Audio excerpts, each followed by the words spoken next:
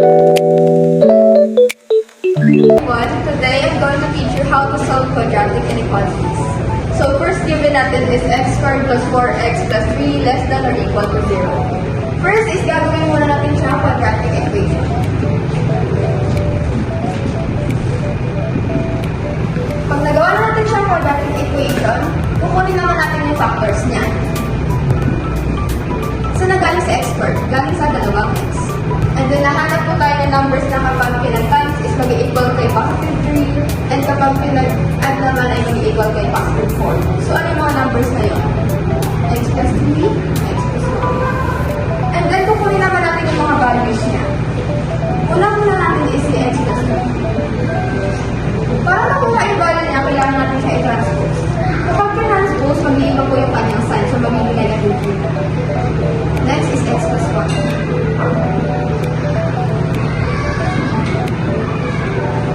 Pagkatapos naman, gagawa naman tayo ng number line.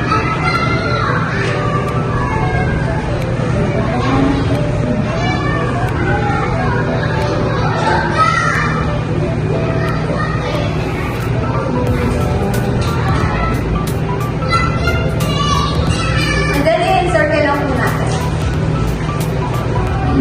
Para malaman if shaded or not, titingnan po natin siya sa given. So, yung given natin is nakalagay dito, less than or equal to. Kapag may nakita pong equal, ibig sabihin shaded sila. Para po natin gawin yung number line, yung shaded, yung values ng x, kukunin po natin yung interval notation. But first, kailangan mo natin siya hatiin sa tatlong regions.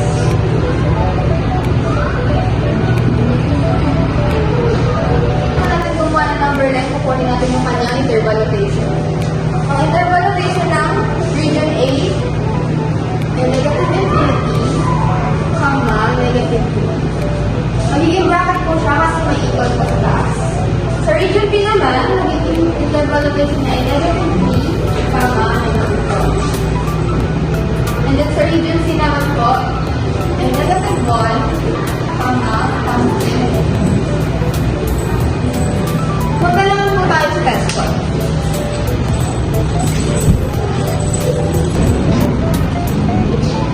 So, sa test point po, ang ginamit kong number na i-substitute sa x ay negative 4. So, palitan lang po natin ito.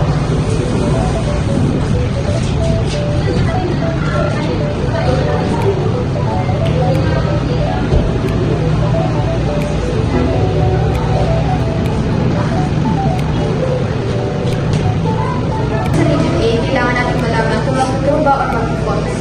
So, dito po, 3 is less than or equal to 0. Magiging false po siya. Kasi mas malaki po yung 3 kaysa sa 0. Next naman is sa letter B. Gagamitin po natin value dito is negative 2. Kasi siya yung pinakamalaki. So, palitan lang po natin ito.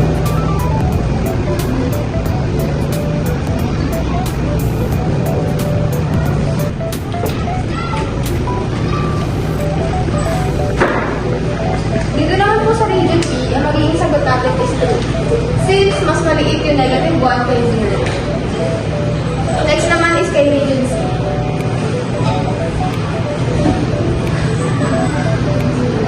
Ang value po na gagamitin natin ay 0.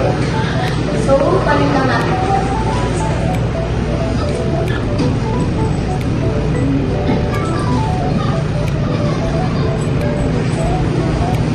Ang naging sagot po dito ay 3 less than or equal to 0. So, magiging sagot po natin ay false. Since katulad lang po dito, mas malaki po yung 3 kaysa sa 0. So, observing the 3 regions, malaman po natin na region B lang yung nag-true. So, with that being said, ang magiging final answer po natin dito ay magagaling sa interval notation, which is yung bracket, negative 3, negative 1.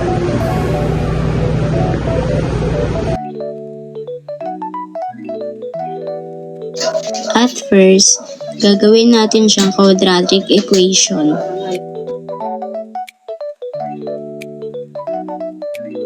At pag nagawa natin ang quadratic equation, lalagyan naman natin ito ng factors. Sa nanggaling sa x squared, nanggaling sa dalawang x. At pagdatapos ang factors ay kukunin naman natin ang mga values nila. At para makuha ang value, kailangan natin siyang i-transpose. At kapag kinancel ay magiging x equals 4. At sa x plus 2 equals 0 ay i-transpose din natin at ang kakalabasan ay x equals negative 2. At pagtapos nito ay gagawa naman tayo ng number line. At i-encircle lang po natin.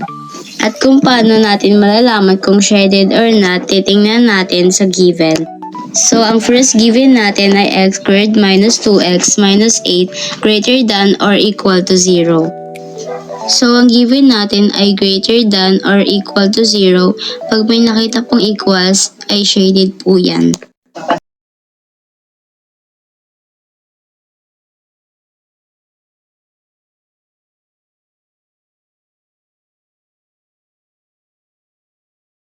At sa test point naman po tayo. Ang test point naman po ay a equals x equals 3. So, negative 3 squared minus 2, negative 3 minus 8 greater than to 0. Negative 3 times negative 3. Ang kakalabasan ay 9 plus 16 minus 8 greater than 0. At ang final answer ay 7 greater than to 0, kaya po ito ay true.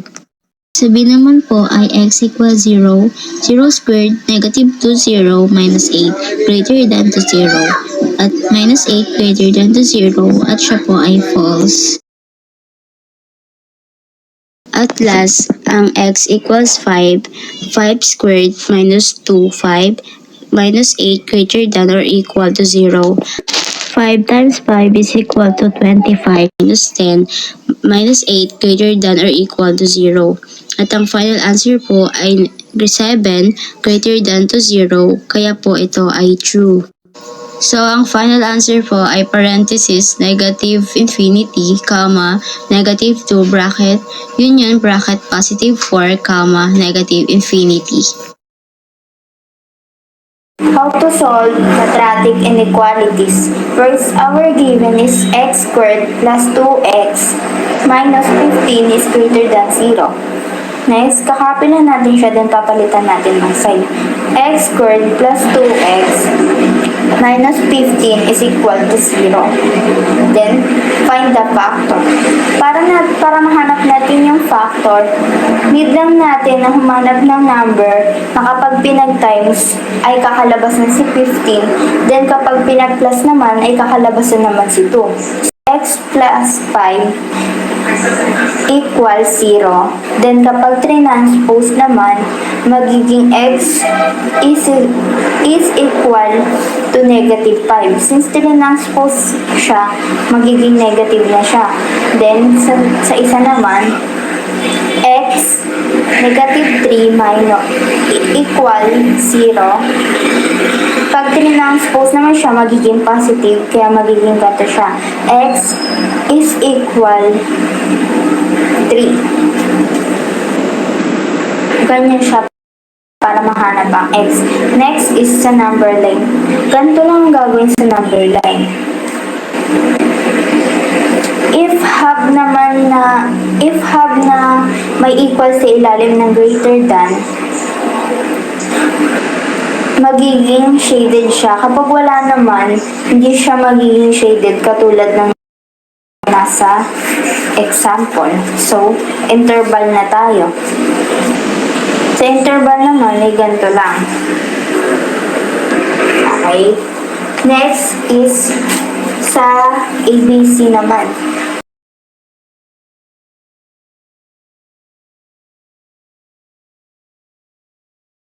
To solve ABC, first, hahanapin mo lang yung katabing 5 kung ano yung pinakamalapit. So, ang nakita natin na pinakamalapit kay 5 ay si 6. Papalitan na natin yung x ng negative 6. Kaya, magiging ganito na siya. Since negative 6 siya, ito times mo lang siya sa sarili niya, kaya naging 36. Then, ito times mo lang ulit yung 2 kay 6, kaya naging negative 12 naman siya. 36 plus negative 12 minus 15 is greater than 0. Ang magiging kalabasan niya ay greater than 0. So, magiging true siya kasi si 9 mas malaki kay 0. Next is si B. Sa B naman, hanap lang tayo ng isang number, kahit anong number, na kung anong gusto nyo. Then, ganun ulit. Papalitan lang din ulit natin yung x ng 1.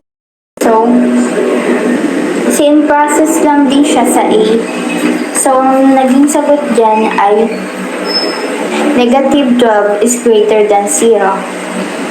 Kaya siya naging, ang sagot dito ay false. Kaya siya naging false kasi may negative.